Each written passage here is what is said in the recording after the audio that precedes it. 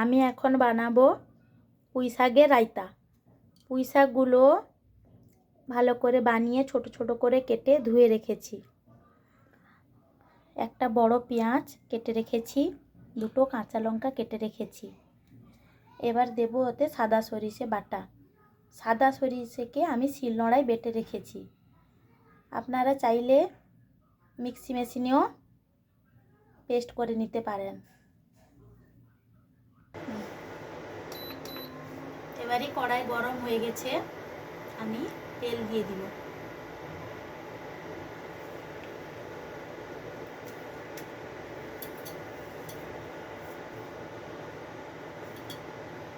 তেলটা গরম হয়ে গেছে, এবারে ওতে একটু পাঁচ ফোড়ন অল্প করে দিয়ে দেব। বাজারে কিনতে পাওয়া যায় দেখবেন পাঁচ ফোড়ন, ওই পাঁচ ফোড়ন অল্প একটু দিয়ে দেব।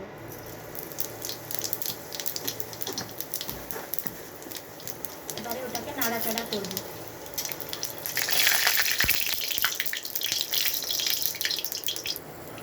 লাল হয়ে গেছে, লাল হয়ে গেলে কেটে রাখা পেঁয়াজ আর কাঁচা লঙ্কা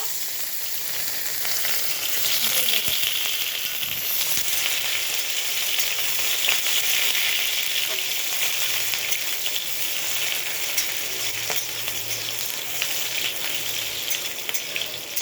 এবারে ওকে নাড়াচাড়া করতে থাকবো যতক্ষণ না পর্যন্ত পেঁয়াজটা লাল হচ্ছে।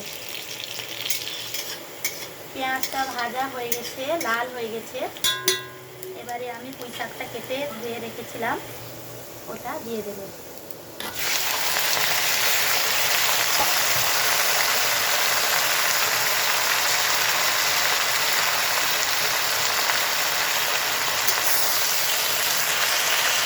নাড়াচাড়া করে নেব যাতে নিচে লেগে না যায়।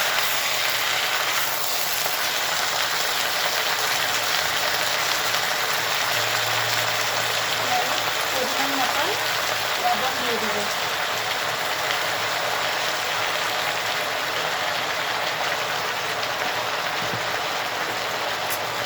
ভালো করে লবণটা দেওয়ার পরে ভালো করে নাড়াচাড়া করতে থাকবো।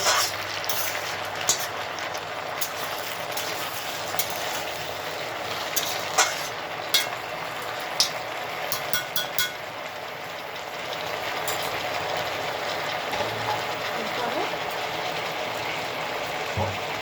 একটা ঢাকা দিয়ে দেবো, আঁচটা অল্প করে দেবো। ঢাকাটা খুলে দেখবো,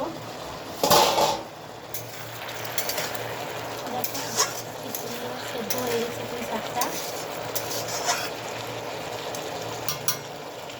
এর মধ্যে আমি সরষাটা বেটে রেখেছিলাম, এবারে সরষা বাটাটা দিয়ে দেবো।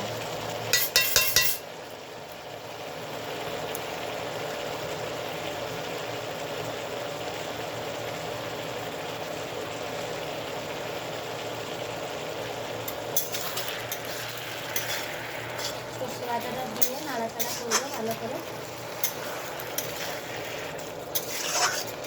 এবারে অল্প একটু হলুদ দিয়ে দেব।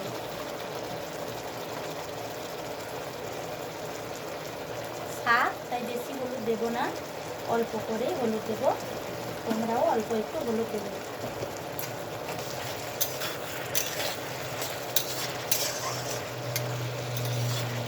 এবারে ওকে নাড়াচাড়া করতে থাকবো।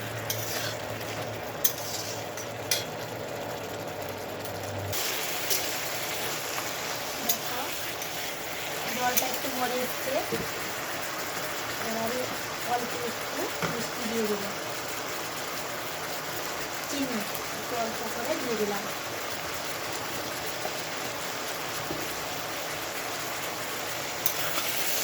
এবারে দিয়ে ভালো করে নাড়াচাড়া করবো।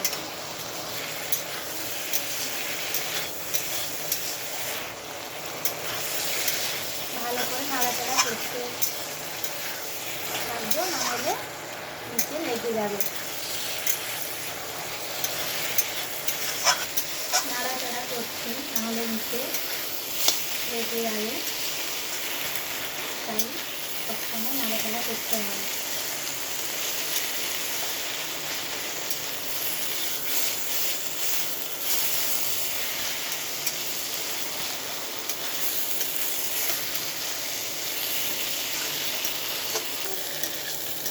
রান্নাটা হয়ে গেছে। এবারে দেখতে নেব টেস্টটা ঠিক আছে কিনা, লবণ লঙ্কা মিষ্টি সব ঠিক আছে কিনা।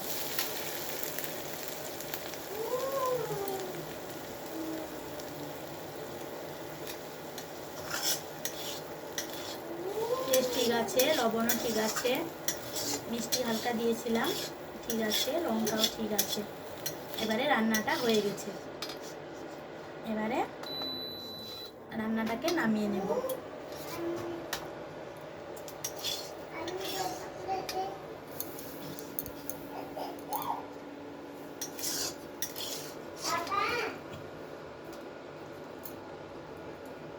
নামিয়ে নিয়েছি,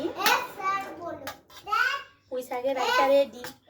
দেখো খুব সুন্দর দেখতে হয়েছে, গরম গরম ভাতের সঙ্গে খেতেও খুব সুন্দর লাগে। তোমরা আরও একবার বানিয়ে বাসায় ট্রাই করে দেখো।